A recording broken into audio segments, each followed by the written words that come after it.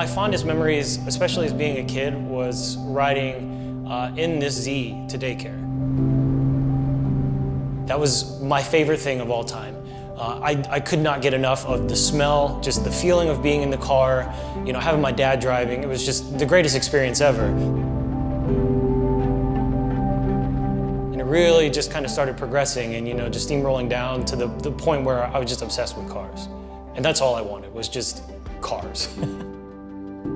I never thought in a million years that I'd ever be able to have this car. It was my dad's, it was never mine.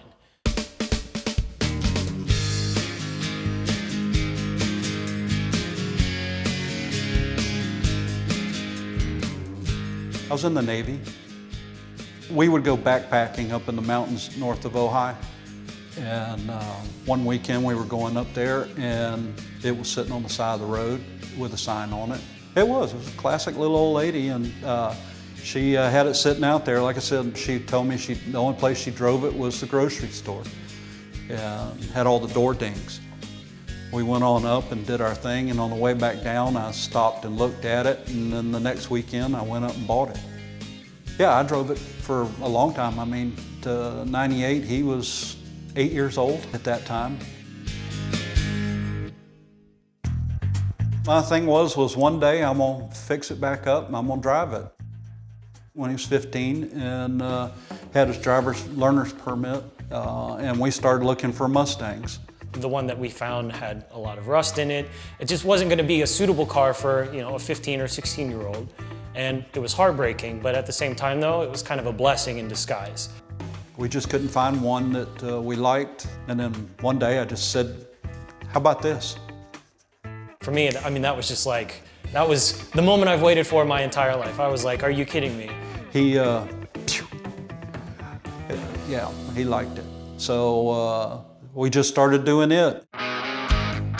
Trust me, this car was not a looker by any means.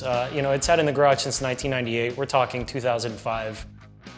When I told him he could have this car, I said, you're gonna be part of every aspect of this car. He stripped it all down. We'd pull it out in the driveway. He had it sitting out in the driveway on blocks. If you're involved in the car, you're gonna learn the car and you're gonna respect the car.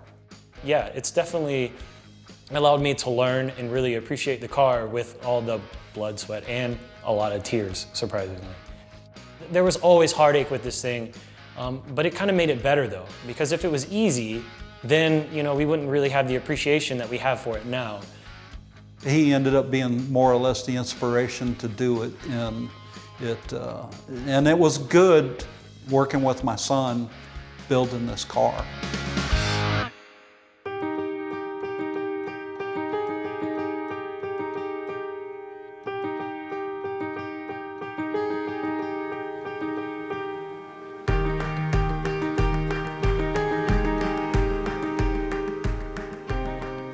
I'm totally glad we didn't find a Mustang.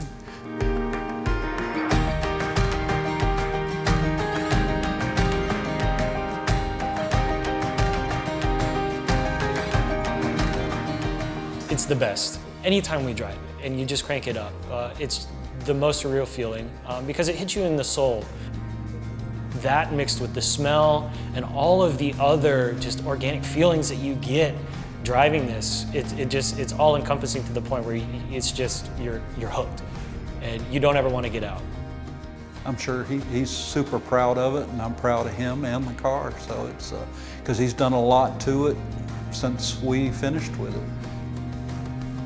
She's got a name. He named her Victoria.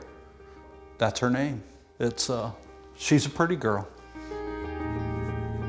Having that father-son bond, building a car together, will be really difficult to replicate. I hope to maybe do that one day with, you know, any future children that we have. You know, my wife is, you know, she's a car girl. You know, my dad was, you know, smart back in the day to you know, pull off to the side of the road and pick this car up from, you know, the little old lady. You know, because, you know, now we have not only a piece of history, but something that we have is a family that we can kind of, you know, hone in on and really appreciate together.